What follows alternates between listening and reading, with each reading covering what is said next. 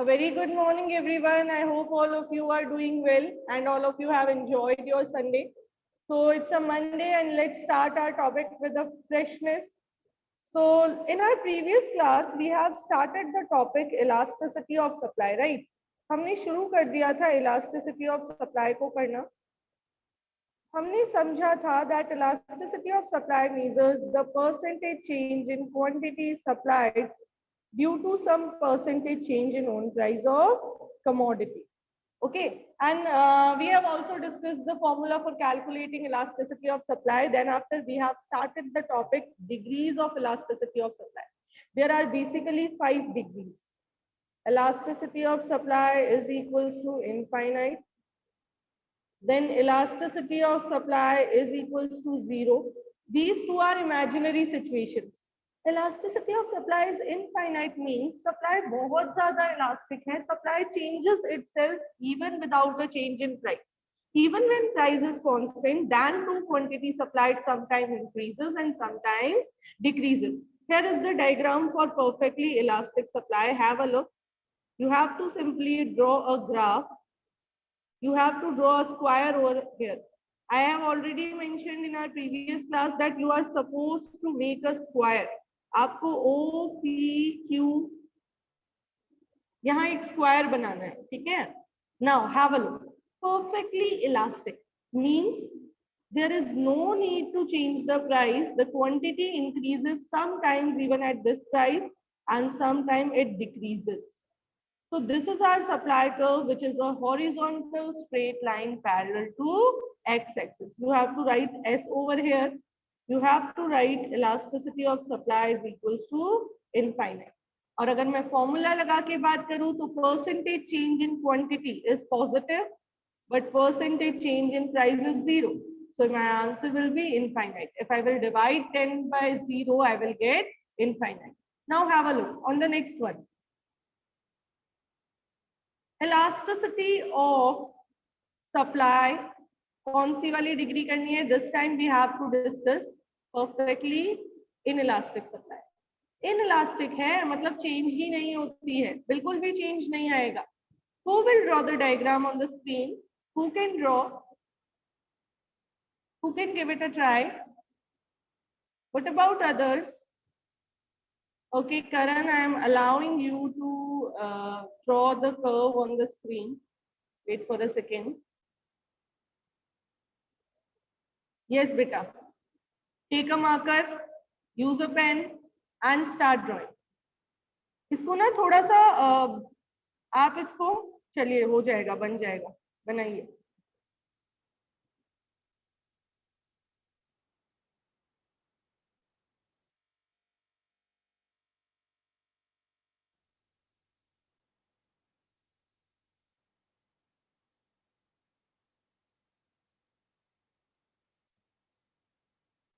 Very good, बिल्कुल बिल्कुल. Clapping for Karan. Very very good, बहुत अच्छे से बनाया.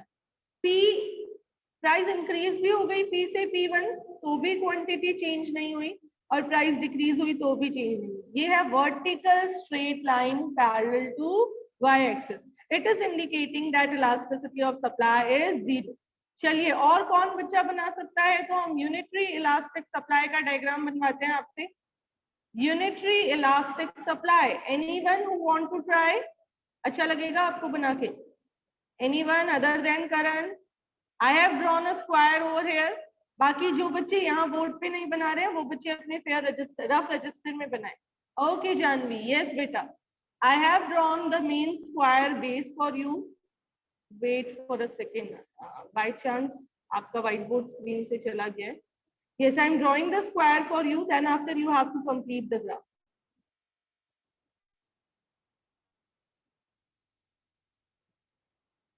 Yes, Janvi. Start.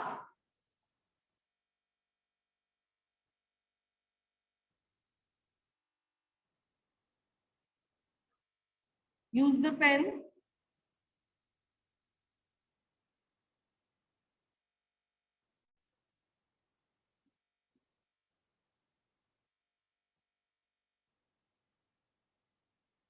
Janvi beta, this is the diagram for which degree?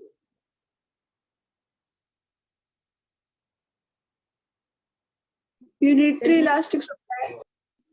Unitary ma'am वो इलास्टिक। गलती से थोड़ा सही नहीं बना। अच्छा चलो चलो चलो कोई बात नहीं, मैं बनाती हूँ। Good try Janvi, very good try. Have a look everyone.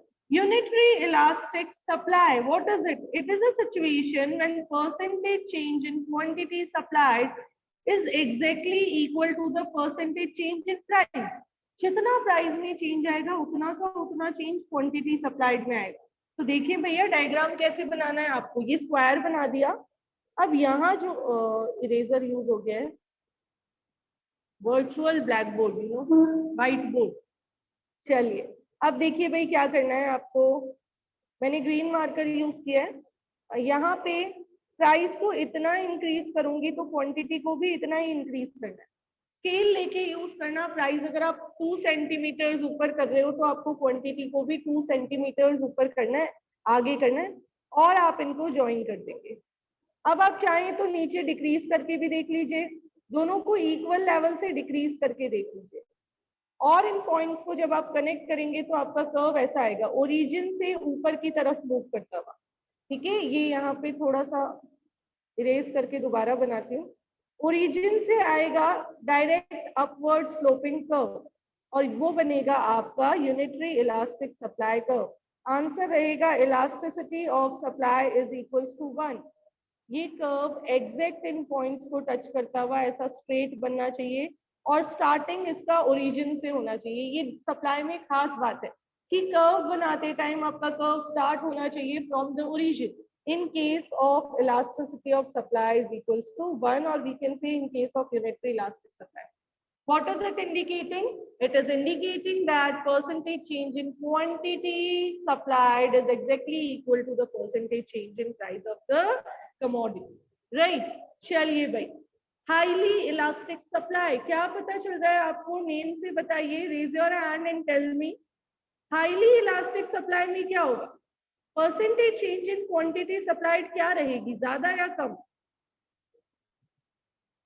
बताइए तनिष्क, क्या रहेगी बेटा? परसेंटेज ज्यादा। बिल्कुल, 2-3 स्टूडेंट्स हैं जो बताना चाह रहे हैं, बाकी के स्टूडेंट्स भी पार्टिसिपेट करें। Highly elastic supply refers to a situation when percentage change in quantity supplied is greater than percentage change in price, right?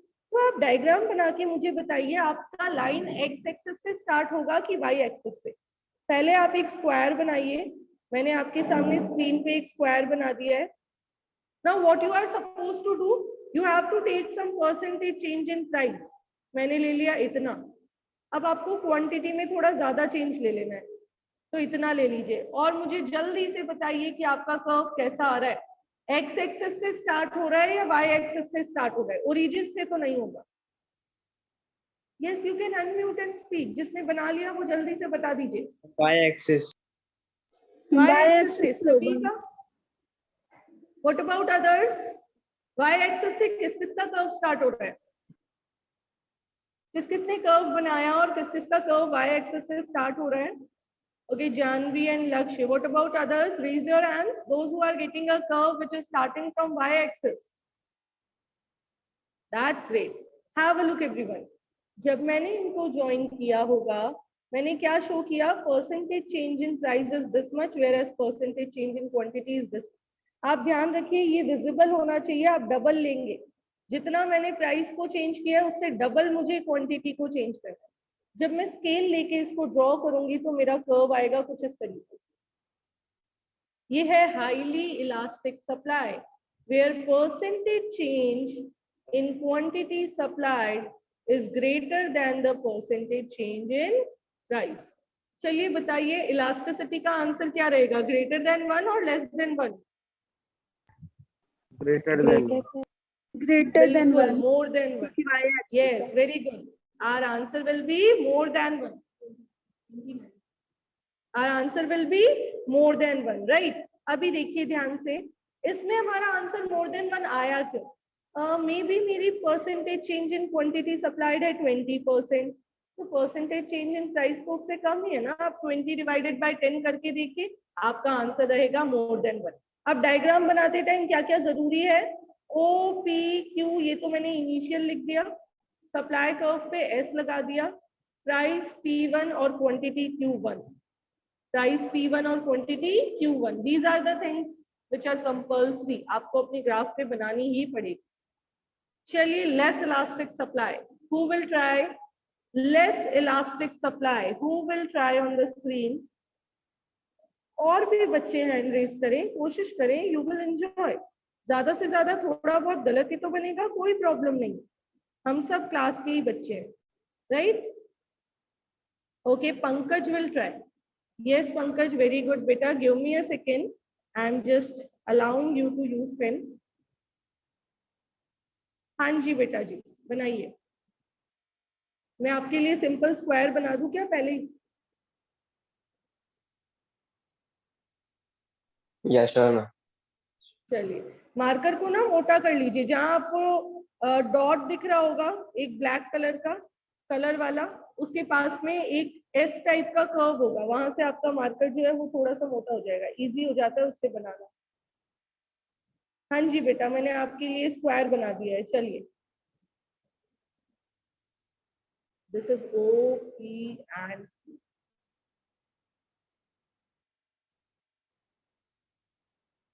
बाकी बच्चे रजिस्टर में बनाएं और मुझे बताएं आपका कर्व कहाँ से स्टार्ट हो रहा है.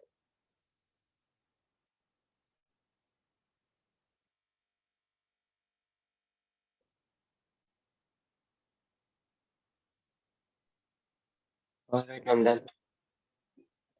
कोई बात नहीं पंकज. हाँ बिल्कुल, डायग्राम सही बना रहे हो. P1 को बाहर लिख दो. P1 और Q1. ठीक है, अब इनको ड्राइंग करो ऐसे.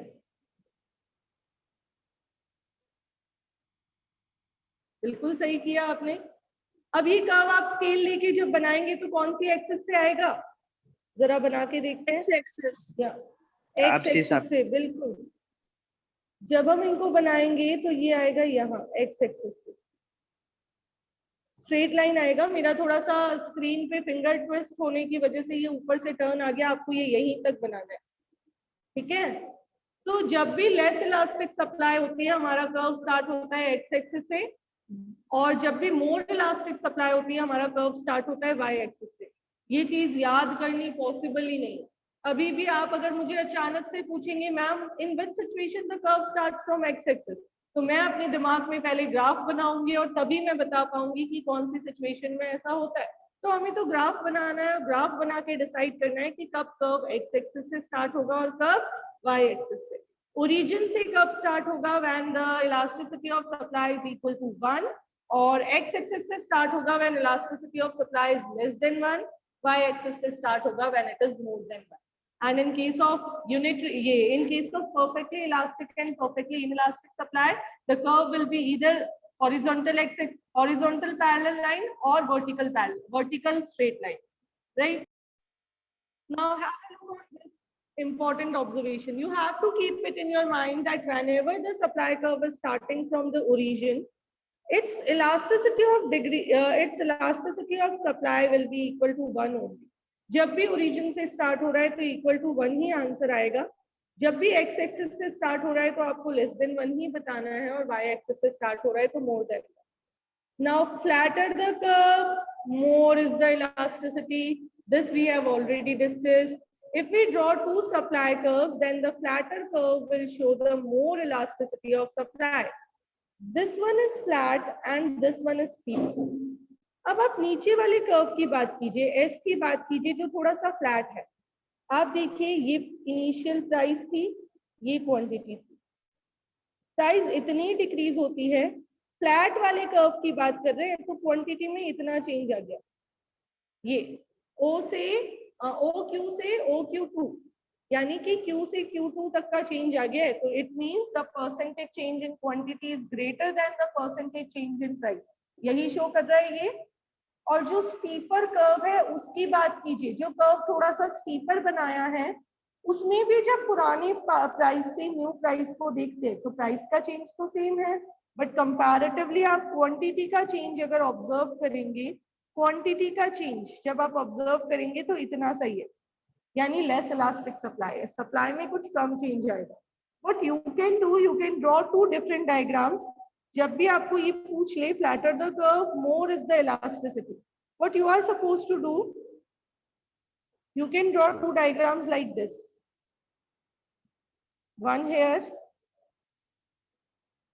and one here. Now you have to draw two supply curves. One a bit flatter, steeper, and next one a bit flatter. मैंने एक स्टीपर बनाया, एक फ्लैट बनाया. अब मैंने दोनों पे एक कॉमन प्राइस ले ली और क्वांटिटी बता दी.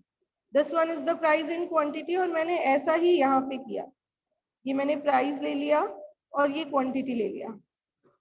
अब मैंने प्राइस को इक्वल गैप से रिड्यूस किया.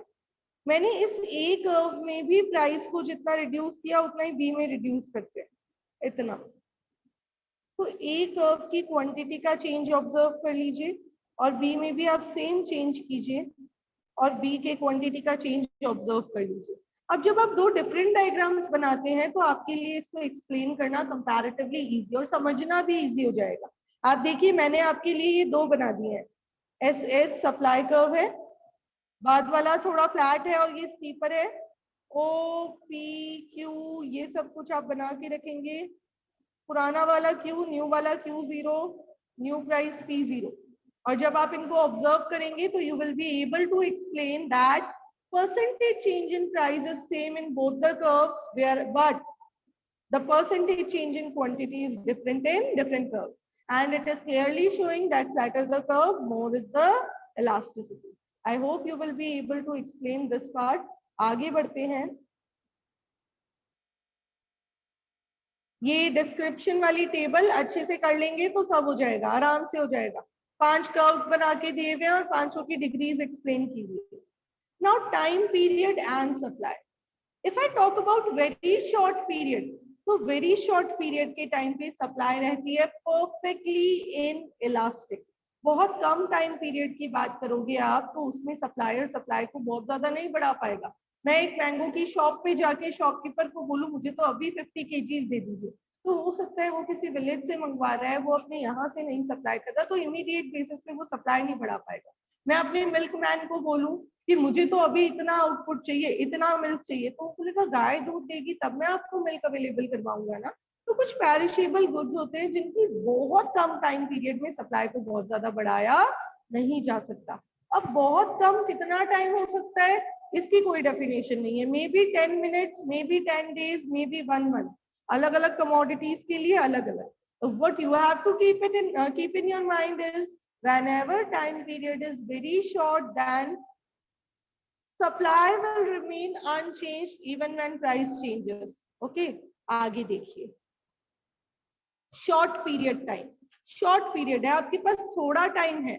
मैंने आपको थोड़ा सा टाइम दे दिया, भाई ये केक बेकरी है, मैंने उसको कहा कि मुझे 2 घंटे में केक चाहिए, तो 2 घंटे में वो थोड़ी सी सप्लाई कर पाएगा. प्राइस जितनी बढ़ेगी उसकी कंपैरेटिवली सप्लाई में कुछ चेंज जरूर आएगा. तो देखिए लेस इलास्टिक सप्लाई है. आप इनको ज्वाइन करके देख लीजिए दो पॉइंट्स को. You will get percentage change in quantity is less than the percentage change in price. Have a look. ये मैंने एक पॉइंट लगाया. ये प्राइस इतनी इंक्रीज हुई तो आप ऑब्जर्व कीजिए क्वांटिटी में जो चेंज आया है वो कंपैरेटिवली कम है.